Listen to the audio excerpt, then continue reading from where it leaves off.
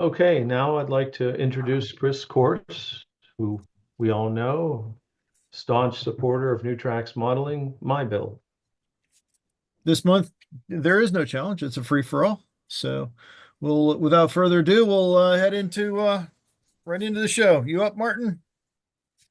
Strangely enough, yes. All right. Looks like you're first up here. It's the way the alphabet does work. Yes, it does.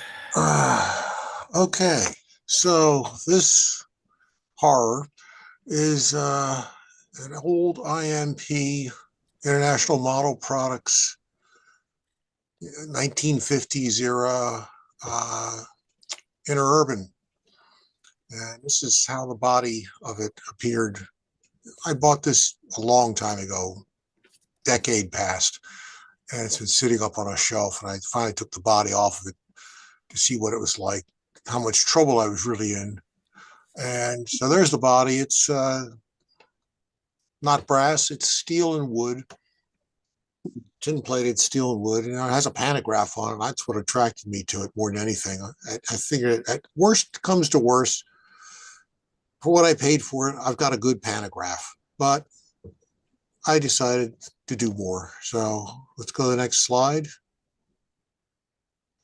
There's the drive. Yeah, it's entertaining, isn't it? Honking big open frame motor, which was missing parts out of it. It's set up for 3-rail, which doesn't help. It's not insulated, and those are brass spoked wheels. And you got a drive that's sort of reminiscent of the interior of a Waring blender. So it's that's not going to be kept. Well, at least most of it won't be kept. So a hunk of wood with a hole in it, and there's another truck on the back. But okay, so let's go see what did I do to this. Okay, so I threw away all those gears and boxes and so on and so forth. Built a power truck using a drive unit out of a Weaver RS3, I think, chain drive tower. Nice big healthy can motor. I saved the side frames and rebuilt them into that truck. Sadly, well, the wheels, the nice spoked wheels in that truck just didn't survive the experience. The ones in the trailing truck I took apart and re-insulated at the axles. That was an adventure in itself, and required pulling the wheels off, adding a layer of Teflon tape insulation and putting it back on, and some colorful language, and it was insulated. So let's go to the next slide. Out in the driveway with some cans of paint. We've got it's actually a dark gray roof and some sort of red primer siding. Just repaint it all, put it back together. Next slide. And there it is. So we put it all back together and put the pantograph back on top. There's those are, I've forgotten, some sort of metric screw that was down into the wood. Put it back the way it came. Lots of judicious amounts of CA to hold things together. That trim piece up on the top is several pieces of metal that's embedded into the wood. Just took a little bit of persuasion to go back and be nice and tight. So there should be one more slide, I'm hoping. Yeah, there it is. Yep. Oh, you can see it's. Someday I'm going to have to take it. The body is just resting on the wood floor. I have to take that. Someday I'll go back and do something with the windows. When I find something suitable, it closes them off. I mean, the view of the can motor is not the most pleasing. So not the most. It doesn't have the best aesthetics. So, but you know, it's not too terrible for a 70-year-old import from Japan. I saved the side frames, saved the body, the roof, the pantograph. I think it looks better than it did. That pretty horrible yellow and green was Pretty dated. nauseating, I think. It's the nicest word I could come up with it. So it was fun, salvage, and I don't know what I'm going to do with it because it's entirely wrong for anything on my layout. It's way too long to go around any curves on my layout. It's probably going to be looking for a new home someday, sooner than later. So that's all I got for this week. Any questions? It came out pretty decent. Oh, I'm actually rather pleased with it. I just don't Yeah. have a use. I had my fun with it. Time to move on. All right. Any questions for Martin? All righty. Well, thank you, Martin. All righty. And now we will move on to Greg. Saw you up earlier, Greg. You around? Yeah. I'm still here. All right. Happy to say. Yep. And here's your bakery. Okay. Mine isn't quite as old as Martin's, but it does harken back to my childhood, and it may for a few of yours as well. This is a superior bakery. This particular version is the Concours Helgen, but this goes all the way back through the IHC and the Revell line. All of those old Allen Armitage designs. And I remember building this one and the engine house when I was a kid and had my HO layout. And I found this kit and the Weekly Herald, its sister, at the Timonium show over the winter for $10 each. And I said, okay, I've got to try putting it together again. And maybe this time I can make it look like the picture on the box, which I was not able to do when I was a child. Next slide. Now, I opened it and I was happy to see that everything was inside. I was not happy to see the little note that comes from Helgen Concours talking about how these dies are so old that there could be some excess flash, which is an understatement to say the least. There was a lot of cleaning, a lot of carving pieces off of the sprues, but it was done. The only thing that I wasn't really able to use out of the kit were the windows. They were a little warped. The plastic walls, having sat for, who knows, 30 or plus years, also had a few interesting bends in them, but I figured I could get around that. Next slide. So this is an example of just some of the what they call extra flash. There were a few places where some of the small detailed parts, you had to actually carve it out of a solid piece. But it made it a little more interesting, and it added a little bit to the charm of it. You know, I can imagine the guys running this operation it's saying, they're still using these molds. This stuff is squeezing out everywhere. And somebody says, yeah, they're still paying to have them done. Put the next one in. But it was fun. Go to the next one. So again, in my attempt to make it look like the picture on the box, I went ahead and painted the walls a blue that was a pretty close match to it. And also painting them makes them look a lot better than if I had just been working with the plastic. Next slide. And I did the same thing with the windows. I just airbrushed them. And there was something interesting about one of the windows that I'll show you a little bit later. Next one. As I said, a couple of the walls were a little wavy or twisty. So in putting them together, I used some bracing that I had, which helped a lot, and then used weights while I was gluing everything together. And I got a pretty rectangular shape out of the thing when I was all done. Next slide.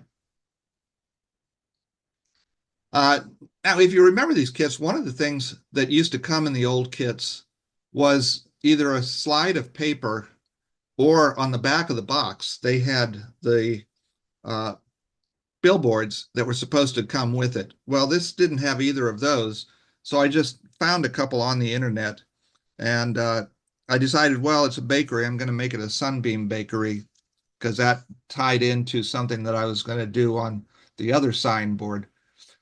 So this was after I built the billboard. I just printed out an ad that I found on the internet and put it in place, and then weathered it and dry brushed it and made it look a little older. Next one. And this ends up being the finished kit. Now, the interesting thing about those windows, in the instructions, one of them is supposed to, instead of a fan, have a little spot where there's a D and a D shape cut out, and the smokestack is supposed to go into that. Well, all of mine just had fans. There was no D shape. So I went ahead and made my own in a piece of styrene and just glued that in place. And then again, wanting to make it look like the one on the box, I said, okay, but I got to do some weathering. So after everything was painted and put together, I used mostly dry pastels and artist pigments for the weathering and the rusting of the stuff. Next picture. Next. There it is. And one of my biggest fears was, what were the decals going to be like in a kit this old? And I was very happy to report that the decals worked as good as they probably did when they were new. So whoever made those decals, good for them. It did take some Solvacet and some Diasol to get them to snuggle down into the bricks. And then I went over them brushing on some dull coat, but they came out much better than expected. And the windows that I wasn't able to use because they were warped, I just took some acetate and sprayed the backside of it with dull coat and put those in place for frosted windows. Next one. And it was my goal to use everything in the kit that I could, instead of making something that might actually come out better. There were a few things that if I had made them, they might have, come out better, the lamps and stuff like that. But I just wanted to build the kit in the spirit that it was supposed to be built in. So I used everything I could, and that bulletin board on the back was where the other signboard was that didn't have a sign with it. You can go to the next slide. So what I decided was, well, this is a loading dock, and I know that at a place where I used to work, they had a bulletin board for all the drivers to get notices and stuff. And so I went ahead and put this together using Photoshop. And I even added some Sunbeam Bakery flyers that I found on the internet, including a driver of the month and a little thing where they were talking about their new trucks. So all in all, it was a fun build, and came out way better than the one that I did back in the early 60s did. So I was happy with that. And now I'm actually starting to work on the Weekly Herald, its sister. But I'm not going to build it like on the box. I'm going to build it like it probably would look today in an inner city setting. So that's going to be a different kind of challenge, but a lot of fun. Thank you, Chris. I appreciate it. Yeah, thanks. Thanks for sharing, Greg. This is really a unique project, because I know I tried one of these a few years ago, and it was like, this is garbage. I just gave up on it. but yeah, I mean, if you take the time and the talent, you can do it right. So, any questions for Greg? Hey, Greg, this is Tom Farrell. Yes. I mean, you did a fantastic job on this. I mean, look at that Thank you, close Tom. up. I mean, that looks fantastic. Great job. Well, I know you like working on some of the old kits too. So it is fun kind of reviving something and giving it a second life. Excellent. Chris, excuse me, Greg, I really like the bulletin board. That's a really cool detail. Yeah, I'm trying to think of a sign to put on there, and then I harken back to what would the drivers want to see, because they're going to be pulling up to that loading dock all the time. And I thought, well, probably news about the company and stuff like that, and who has a room for rent and and those kind of things. So it was fun putting that together. Impressive. Thank you. Hey, what did you use for your gray metallic paint or surface? After I put them together, I airbrushed a Vallejo primer on them, and then I used just I think Tamiya aluminum spray can for them, and then went over them with some artist pigments and some Rust, I yeah. think the rusting that I was using, I like to use Mission Models washes for rust. Thank you. Yeah, so the silver was just basically spray can. All right. Any more questions for Greg? Nice job, Greg. Thanks, Pat. All righty. Well, thanks for sharing, Greg. And like I said before, it's really cool to see an old kit like this getting revived and etc. So, all right. Thanks, Greg. All right. Next up, we have Bill Davis. I heard you chime in a minute ago, Bill. You I'm here. ready? All right. Here we go. This is a neat Okay. build. This is a Bachmann ON30 combine that got butchered in many ways by me. The door is a Grant Line door. I shortened it down to like 20 feet, and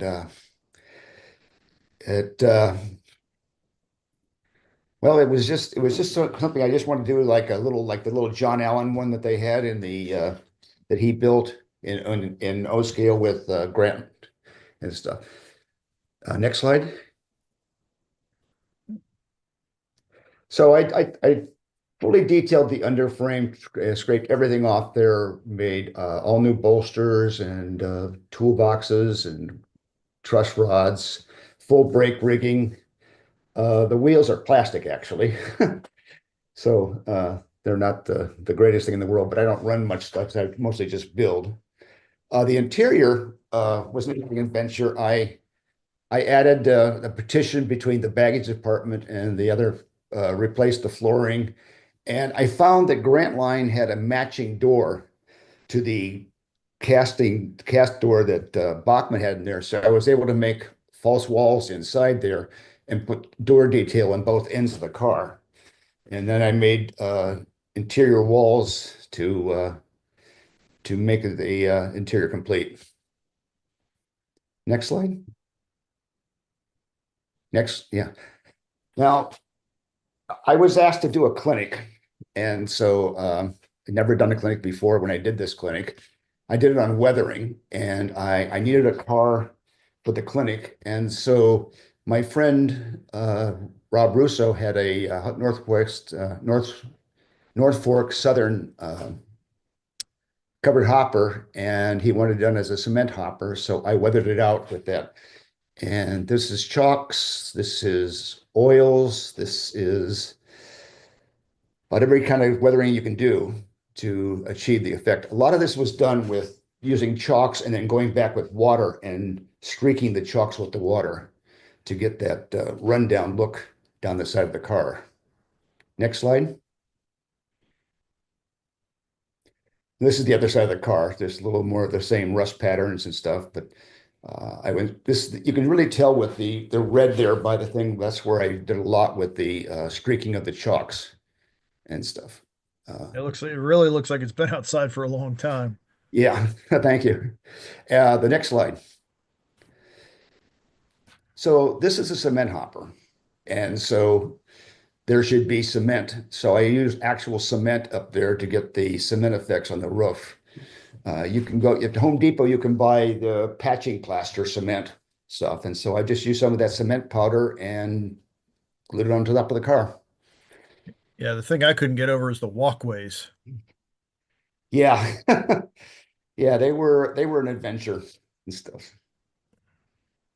So they're just basically the the plastic walkways that run there. I didn't build the car at all. I only did the weathering on it. They're just basically the plastic walkways that came with the model, and I just using chalks and oils and stuff like this, weathered it out like that. Yeah, it looks like it was either really difficult to put together or a happy. Hopefully, it was a happy accident that they just kind of got a little bit of that beat up look to them. Yeah, And what was it? I just kind of interesting. I talked to the president of the Norfolk Southern Society, and this is the real Norfolk Southern. This is not the later merger railroad. And I said, it's pretty weathered. Did they get that bad? He says, that one looks really good. So I don't know how bad their equipment got, but it must have been pretty bad. So, Alrighty. The original color of the car was black. black. Okay. Not much black left, though. Right. Next. Yeah. So I had some laser cut walls in my parts bin, and I decided I wanted to build a cabin. And so I took these laser cut walls and the floor piece and added about 3 feet to the side so it was a less square building, and produced this little cabin building here. There's some unique things in here. The siding on the building is made with wine bottle foil.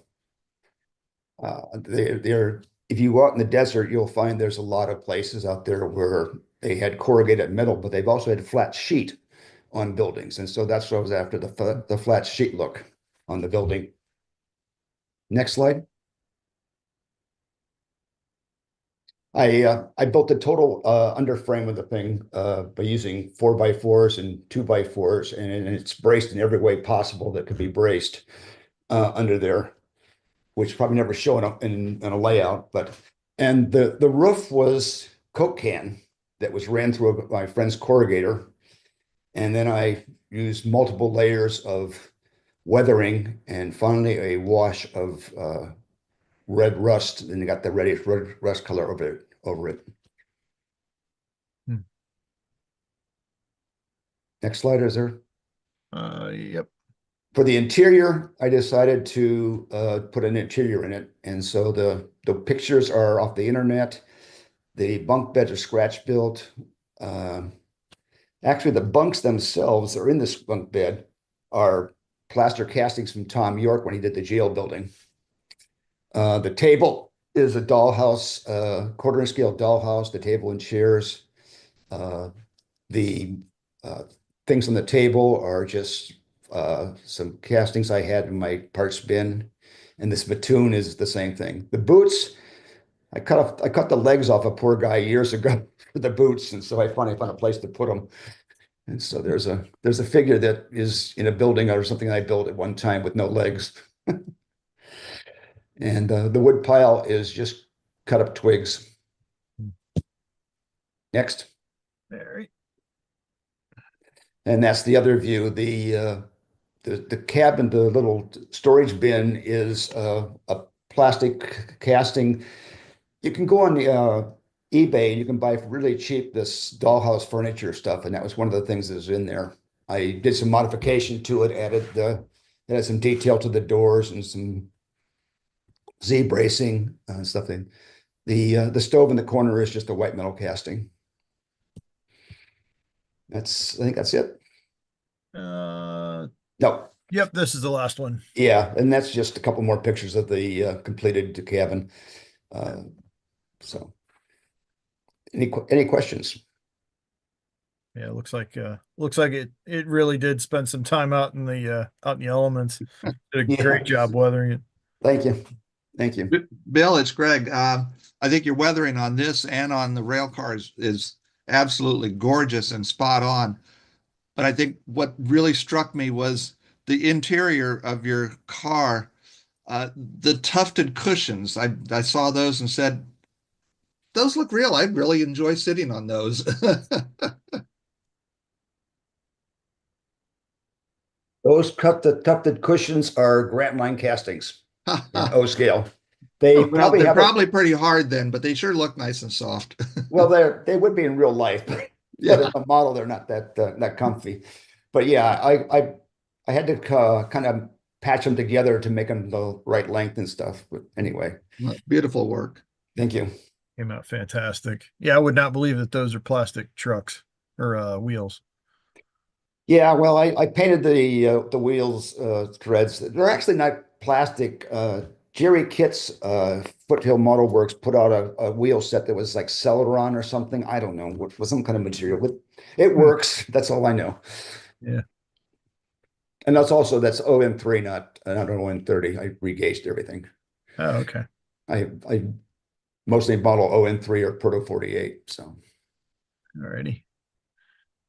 Any more questions for Bill? All right. Well, thank you, Bill. Awesome work. Now let's see here. We will move on to who's next? Tony Dixon. You up, Tony? All right. Yeah, he messaged me a little bit ago. He thought he might be a little bit late. So we will go on and I'm here. I was just Oh, there having a you hard are. time getting the mic kicked in. Ah, okay, cool. All right, you're up. So I've been working on a S-scale GP10 rebuild using an American Models Jeep 9 and a bunch of detail parts and some new 3D printed parts that are now available from 3dptrain.com. And this picture is actually pretty close to the end of the build. So the interior is 3D printed. The air filter is 3D printed. Exhaust stacks are all 3D printed. The number boards and center windshield section are all some of those new parts.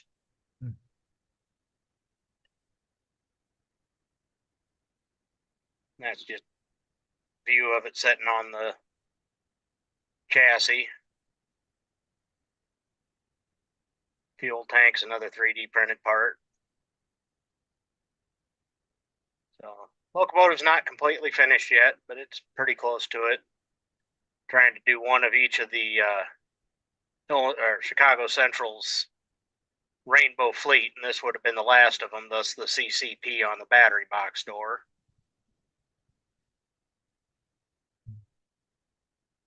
A lot of parts from BTS that are brass, like the handbrake, and the MU hoses and mounts are from BTS and drop step. Pilot fillers are available on 3DP trains from Century Models as a designer.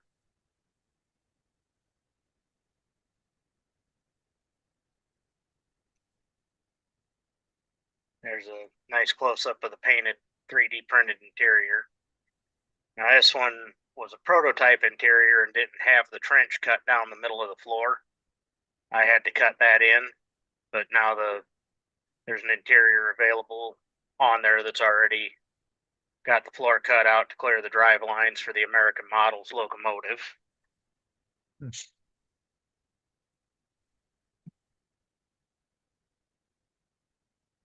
Another view showing off the interior. It's not hyper detailed or anything, but it's enough that when you're looking through the windows, you can actually see an interior instead of a big gaping hole back into the engine body.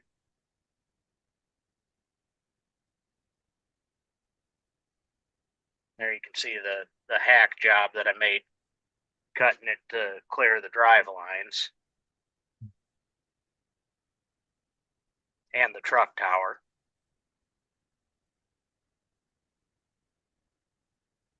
That's the windshield section, number board sections, just in the 3D design when I was working on them. There they are, printed and installed.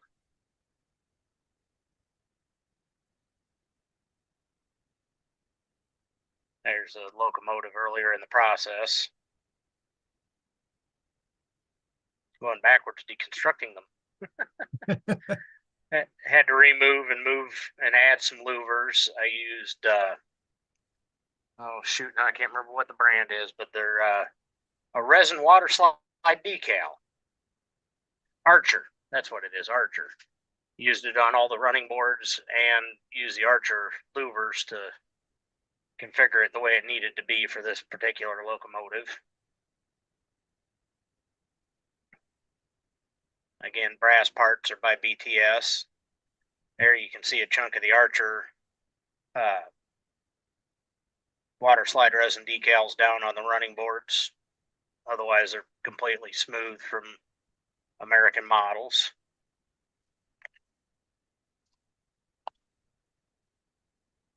More pictures of the louver modifications. Had to add the second set of louvers on each of the doors there behind the cab. Remove one set on the third door back, or fourth door back.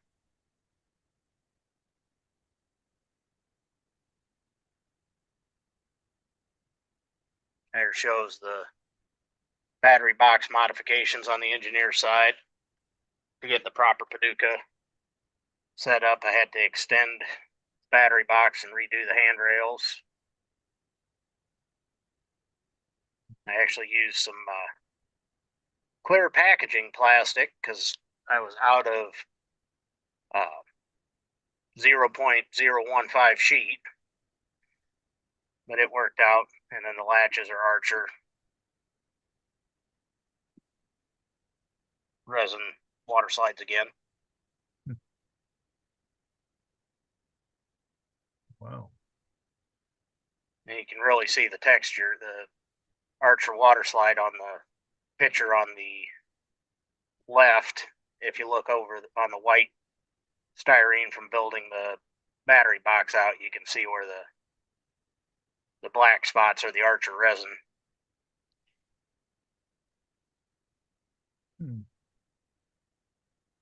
For all the catwalk walkway.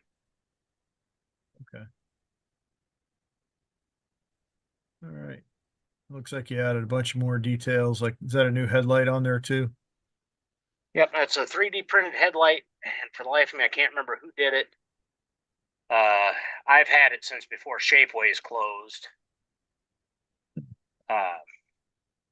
And I want to say the designer was out of Canada, but I cannot remember his name to save my life. It's something that's been in the parts box for the last 3 years or so. To get that distinct frog eye, Illinois Central, Paducah rebuild headlight configuration. Alrighty. Well, thanks for sharing, Tony. Are there any questions for Tony? Yeah. Hey, Tony, this is Greg. Those Archer water slides, for the louvers and the catwalk and stuff, you can actually feel the texture on them? Yes. Wow, Yep. that's they're nice. They're resin printed right on clear water slide decal, Uh-huh. and when you paint over them, it's all there. It all shows up through the paint. It's about 0.10 thick, give or take. The resin portion is maybe not quite that much, but it definitely once you get a layer of primer and a layer of paint on it, the details all show through. Wow, and that's what you used on the battery box latches also? Yes.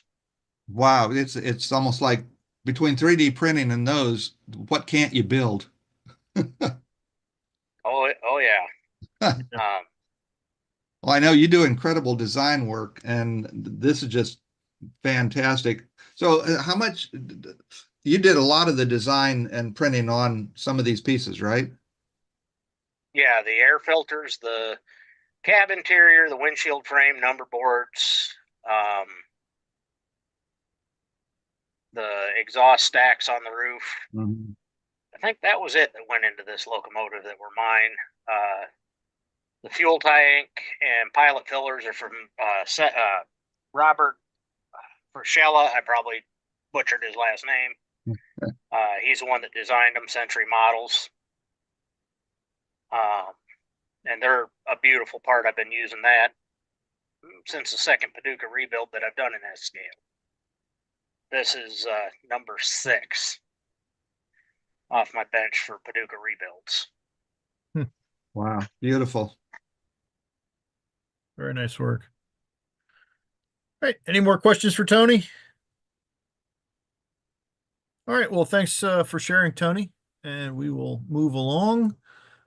Provided I find the right mouse. Okay, Jeff Jordan. You up, Jeff? I'm here. All right. We shall begin. Yeah, this is turned into oldies night, I guess. These are two projects that are in very early stages, and you may have seen several weeks ago the representative from Kato USA talking about their little mini diorama units, and that got me started. We bought a bunch of those diorama kits, and we're having kids assemble them at our train show. But to have something operating, I put together one, and you can see the little diorama in the background there. But I decided what to run on it rather than N scale equipment. I had in my deep files 2 old sets of AHM mini trains. They are approximately 50 years old. And we're still hanging around. Unfortunately, the locomotives had given up the ghost. Their gears were all split and they wouldn't run. And so I replaced the locomotive with this little fellow you see here, which is a Kato and 109 drive and a 3D printed shell. And then the cars in the background there are all the little 50-year-old mini trains. And so this ran all morning for our train show. And now I'm working ahead. The idea is to have a little inspirational piece for kids working on the modules. And one end is just bare styrofoam, and the other end will be detailed with scenery, ground cover, trees, etc. And the area in the back there where the module is actually done up as a little pond. So the next slide, which I think is just this guy running. Yep. Incidentally, the original cars were a pin and loop kind of coupler. And so I had to convert the N-scale couplers on the Kato drive. And so I very carefully drilled the knuckle and inserted a little wire to put a pin on each end. There you can see it. So it'll work either way with the N-scale couplers or the pin and loop. Also, you see in the background the other mini train units, which the cars are a little bit bigger, but they're so light, they hardly stayed on the track. I went out in the parking lot and got pieces of gravel and loaded those cars with a chunk of gravel each, and then they ran just fine. So that's Kato and the mini trains. Now, for something entirely different, but also very old, we switch to my next slide. There we go. That for over a year, I have been collecting bits and pieces to scratch build a rotary snowplow in narrow gauge. And I found this fantastic photograph of a rotary snowplow operation. And it was extremely educational because compare the size of the rotary snowplow to the locomotives. I was afraid when I started looking at the original plans that it just looked way too big as compared to my locomotives.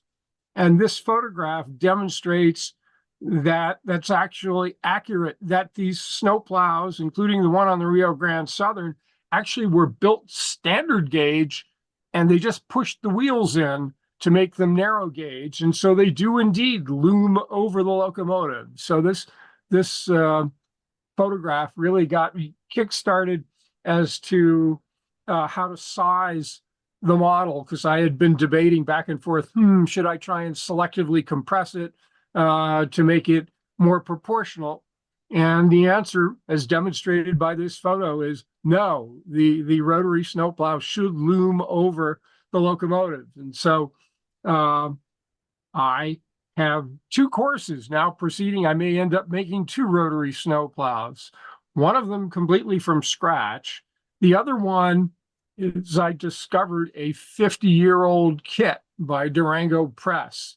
They're still around quite a bit in HO or HON3, but the ON3 version is very scarce. And I just happened to stumble over one on Facebook Marketplace and purchased it from a fella in Australia.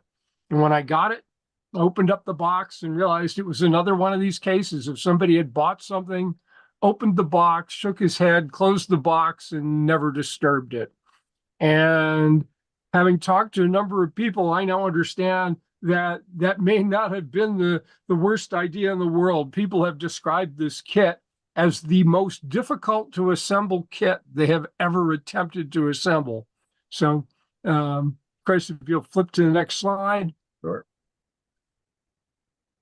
There you go. So what you've got there is, again, I was testing the relative size. The plans come with a really nice full-scale illustration drawing, plan drawing of the finished rotary snowplow. And so I photocopied that and just, you can see, taped it to a little bit of black and put it with one of my favorite locomotives so I could compare the size and see if it looked credible. And I think this demonstrates that it does indeed look very credible, even though you can see how much taller the body of the rotary snowplow is than the cab of the locomotive. It's just like that photograph. And so this was the test. I actually did shoot some slightly compressed as well to compare them, and decided that I did not need to do the compressed version. But this has persuaded me to build it out of the box, full size, and I have indeed begun to put together the bits and pieces. Next slide. Just another view. Should try and get the kind of angle you saw in the original photograph with the plow in the front and the locomotive behind. But again, it demonstrates the proportions look like the photograph. One of the nice things in this kit, and there it's just posed in front of it, or rather than behind it. But again, you can see the relative height, how the smokestack is taller, the cab roof is taller. But that's because it was an 1890 standard gauge piece of equipment. And the kit actually models the standard gauge trucks with the wheels just pressed in on the axles, so that there is a very wide truck with the wheels pushed in. And of course, the original kit was ON3, and I model an ON30. And so it was an adventure in itself, pushing the wheels in that extra 1/16 of an inch on each side. But I have indeed converted the trucks to ON30, and they're beautiful trucks. So I didn't want to just take any old ON30 freight truck or caboose truck, because the metal trucks that come with the model are a very nice reproduction, very distinctive side frame. And so I was able to make those into ON30. And are there any more? I think so. Yep, there's the last one. There's the kit. The ON3 by Durango Press. I've discovered actually that the kit is still available through Keith Wiseman, and apparently he's modified it and improved it in some respects. But this obviously is the original. My scouting around indicates that it's over 50 years old. Just imagine how much $239 was 50 years ago. But again, I found a guy who had given up on it, and I got it for substantially less. And I suspect I will be spending quite some time putting it together. That'd be a really interesting project. It's got hundreds of white metal parts. All the little details you kind of see in that photograph, the steps, the brackets, the roof details, everything else is all white metal. The frame is white metal. The sides are just a scribed wood, and I'm debating whether I'm going to use the original scribed wood or not. And the roof is sort of built like an old model airplane, where it comes with ribs, and then they want you to curve material over the ribs. That will be a challenge too. One of the features of the kit, however, is a beautifully detailed rotor, which if you've ever looked at the articles, it is a bear to scratch build your own rotor.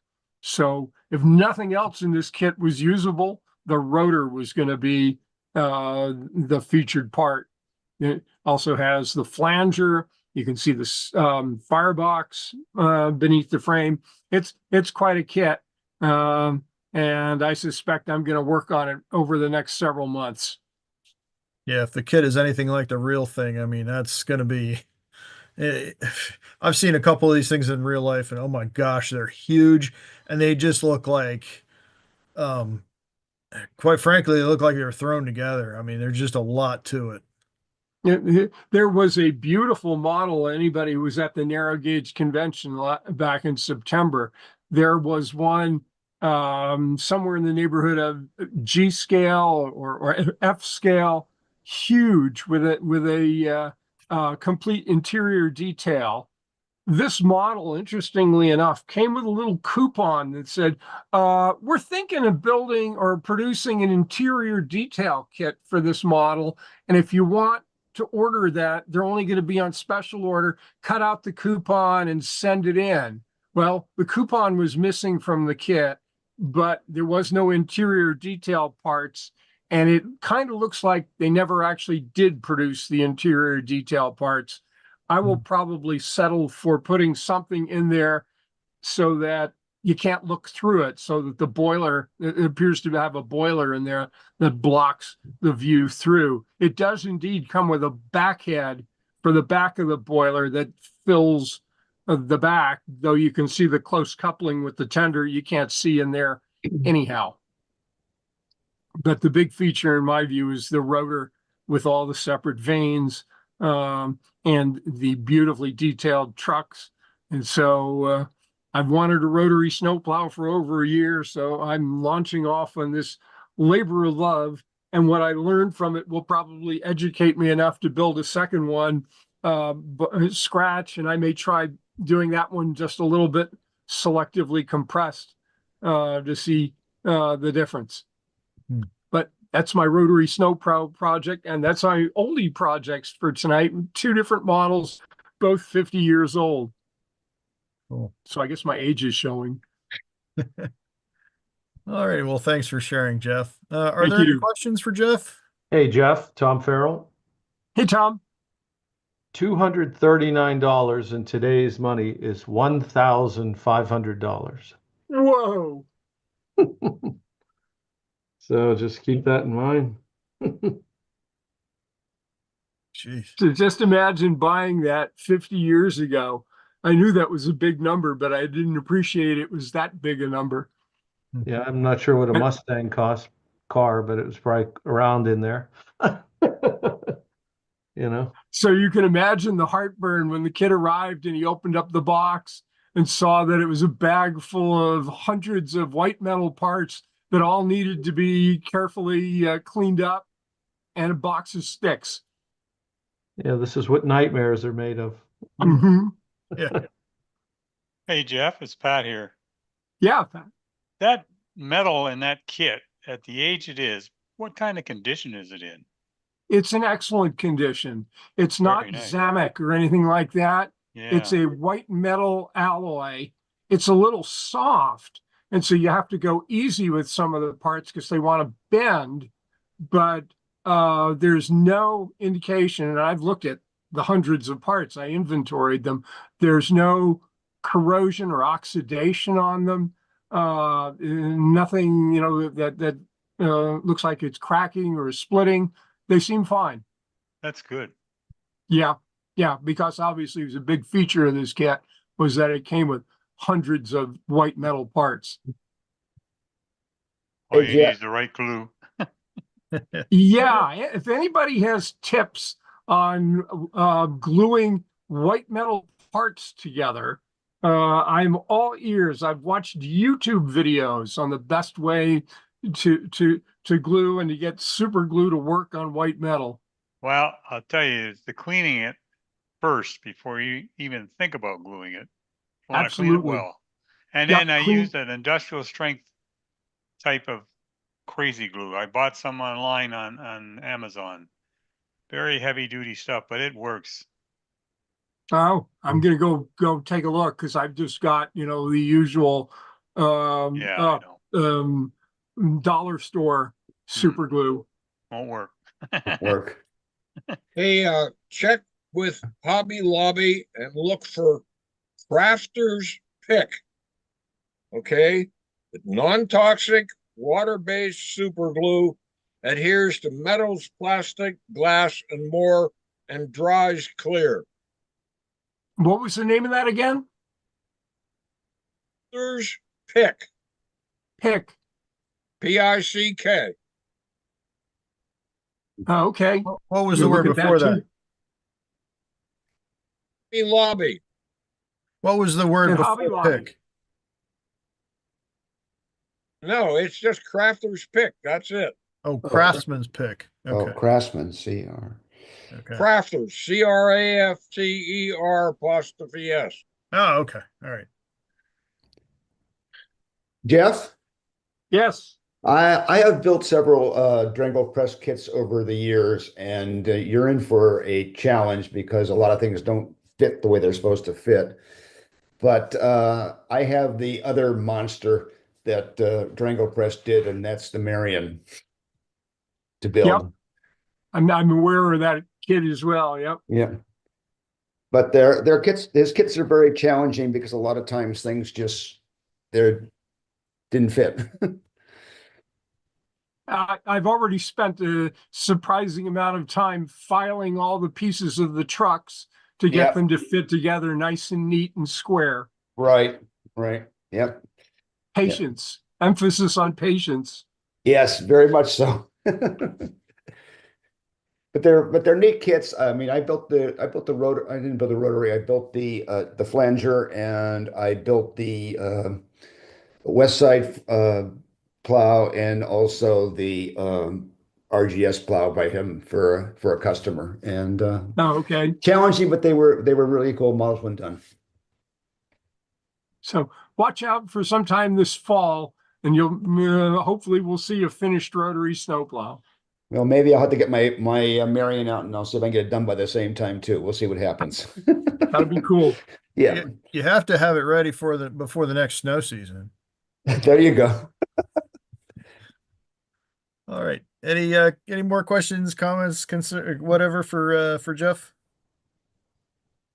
All right. Well, thanks, Jeff. Thank you.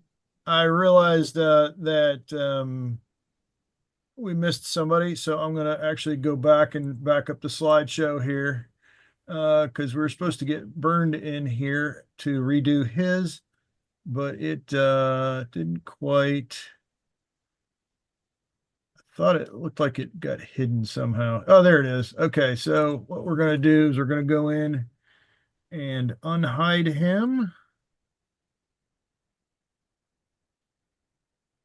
And then we will go back and then reshare.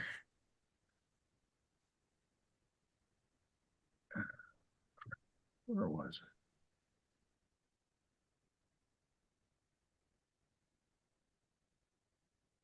it? All right, so we'll go back to Burned. Oops. No, that's not what I did. No, there it is, right there. There we go. Okay. So you can hear me this time, huh? Yep. All right. Go on. All right. I built a little critter shed for my HON30 quarry line, and the machine that those parts are sitting on is a engraver router type of machine, CNC, and I wanted to try out the materials on it. It's an 8-inch thick acrylic and 16-inch thick plywood that I was using. And those are the plans for the for that shed. On the right is the computer screen. I drew that up in draft site. So once that was done, then I saved a DXF file, which go to the next slide. On the left is what that looks like. What you see there is what you need to do is on the CAM program, which is your computer aided manufacturing program, is where you tell the software where you want it cut, how deep you want it cut, and the little green square boxes you see on there are little extra pieces that keep the piece from flying out when you're milling it out, from mangling the cutter or the parter or anything. So once that's done, you get a G code from that, then it goes into the machine. And this is the first time I've ever did acrylic. I decided to use carpet tape, double-sided carpet tape, to hold the acrylic on, which works fine except for one problem. I mangled about I think 3 or 4 cutters before I finally got it down pat. I went down too far, and what happened is the cutter started picking up the glue from the tape, and it packed the chips. You can see on the cutter back there with the little green thing on the bottom, all that wad that kind of heats up and it melts on there and it breaks your cutter. So I figured acrylic's not too good of a thing to be doing this on. So on to the next one. So once I did get some good parts, I cleaned them all up, and those are all the parts for the shed. On the right is I learned something off the internet. You can use frog tape, and I've got a board on there that is totally flat. You stick the tape down, and then the tape on the you put tape on the 16-inch plywood. And next slide. Yeah, on the left, on one side you put on ACC glue. And doesn't matter which one you do, either on the machine base or on the part you're going to cut. And then on the opposite part, you spray on a what do they call it? One that helps set it real quick. Accelerator. Accelerator, thank you. So did that, and there are all the parts, and there's the cutout parts plus what's left over from the plywood. Next slide.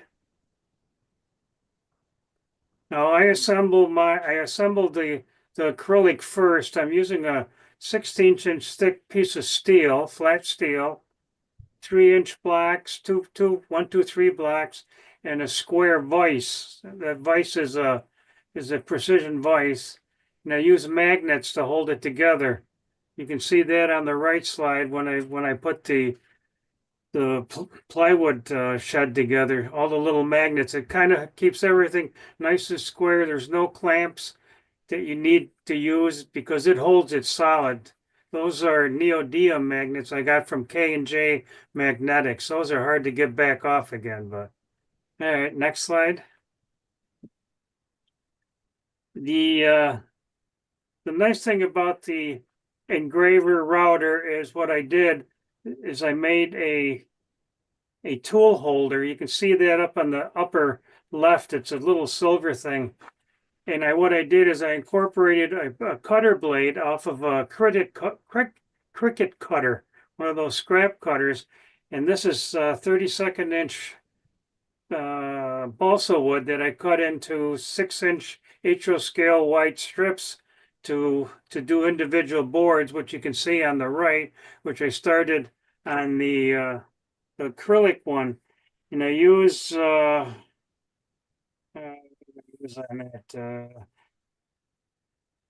use 3M 465 adhesive transfer tape. And what I did before I did all that, I stained the boards. I believe I used either an acrylic paint or I used chalks. I don't quite remember. So, okay, on to the next one. Now, then the one on the left is I started putting the boards on that one. And on the right, you'll notice that I actually made a mirror image of them. I put the acrylic one together wrong. I put it backwards and wound up with a mirror image. So what I might do is put both of them together and cut a door in the other one and have a drive-through one. I don't know yet. We'll figure that out later. On to the next one, please. Now here I'm cutting it's cardstock that I got at Wally World. It's called Naturals. They have all sorts of different colors, and again I used adhesive taping to make the clapboard, which I'm putting on in the right-hand picture there. It sticks on there pretty well after, I don't know, I've had it over a year now, and it's still stuck on there, so it works pretty good. Next slide. There's the finished, well, no, I wouldn't say finished, but the completed the wood and the siding on. Next, I started working on the roof, and what you see in the right-hand picture is a better view of that adapter I made to hold the Cricut cutter. And I cut out strips of real cedar wood, and I made pieces anywhere from 3 inches, 6 inches, 9 inches to 12 inches wide. The next slide, please. Here on the left, you can see the width of the boards. They're all in HO scale, 3, 6, 9, and 12. And then once they were cut, I chopped them to length on my homemade chopper, and I use a box cutter blade in that, which doesn't bend as easy as a razor blade. Next one. And these are the shingles. Once I put on there, I used just chalk to weather them in a gray and a little bit of white. It's the first time I've ever done any weathering on something like that. I think it turned out pretty good. So, are we still got another one there? Yep. And that's the finished plywood shed minus the doors. I still need to do the doors. It was just an experiment, and it'll eventually be put on the quarry layout.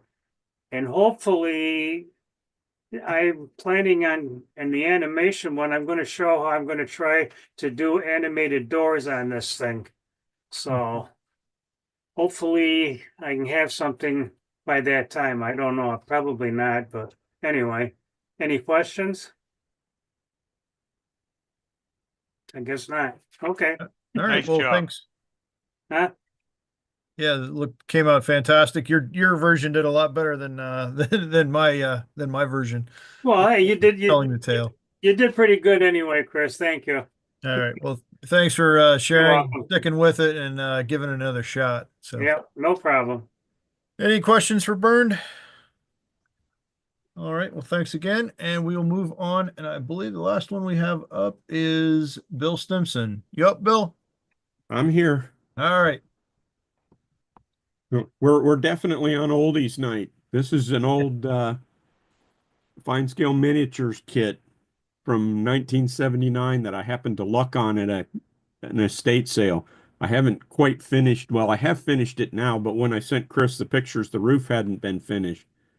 So, and I'll say one thing about Mr. Celios. He certainly provides a lot of details. I've only used about half of, maybe not even a half, about a third of the details on the inside of this, and I already feel like it's crowded. Yeah, if you ever go and see his layout, there are so many details there. I went once and I swear I missed like 95% of what was there. Yeah. Next slide. These are just kind of showing you through the front doors. You can see the hinge detail.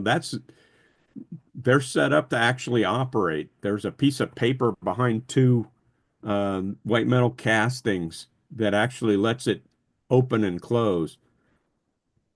It's sort of impressed me. By the way, these are HO, not my usual N scale. So in case anybody didn't know that, most of you probably do. You can go to the next slide. And yeah, the doors and the windows, The only thing in there that's not his is the two figures I put in that I happened to find at a swap meet. Next slide. That's the one that now you can see all the details. And I was impressed with how easily that went together. All of the machinery row with all the little belts. Those are just pieces of printer paper taped together on the belts. And they look reasonably well, certainly for HO scale. I don't know if I would try something else if I were doing an O scale maybe, but in HO they certainly looked well. This one I set up, the rails are HON3 spacing, so that's my intention. I've got this one and one other FSM kit and some other HO scale kits that I intend to put on a diorama eventually. So next slide. And here's some HO scale vehicles. The three in the back are all Jordan miniatures. And I don't know where the front one comes in. That one it was white metal casting, and I don't remember from who it was, but I got it also at a swap meet. Next slide. There are the Jordan miniatures. And as I set this one up, I don't know if you can see it, but as I set it up, the little convertible there, its front tire popped off on me as I was setting the picture up. So there's my excursion from N scale for a bit. I'll be back to N scale in a couple of days. So I think that's it, Chris. Yep, it is. So that's yeah, it's a nice diversion, excursion. So are there any questions for Bill?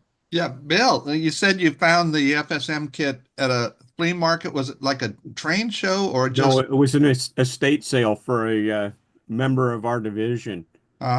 He had two of them in his closet that nobody else wanted, and I'm like, okay, wow, I'll take them. Nice find. Yeah, good job with it. Thank you. Hey, Bill. Yeah. When I do my O scale belts, I use brown paper bags. Yeah, I would imagine something's got to be better than just a piece of copy paper. Yeah, and there's some very thin brown paper bag out there that you could use for smaller scales and stuff like this. That's true. As for your tire falling off, you need a jack. Yeah. You have the tire laying next to it with a jack and the guy stretching his head. Yeah, that would, if I put it like that on the diorama, I will certainly go that route. I think there's a jack in one of these FSM kits, as a matter of fact. Oh, there you go. Old 8-track tapes work great for leather belts. Oh, I never thought about that. Oh, there you go. Yeah, there you go. Maybe even cassettes would work then. Yeah. I don't know if I have any 8-tracks, but I know there's some cassettes in the closet. Yeah. Cool. All right. Any more questions for Bill? Well, thanks for sharing, Bill. And we'll move on a little bit here. All right. The next My Build is April 23rd. And the theme is automation, animation, make it move. It actually doesn't have to move. Maybe it looks like it's moving. Maybe it looks like it's in motion. Something along those lines. Anyway, to participate, please get your photos to me by April 20th. That email address is railrunner130@hotmail.com.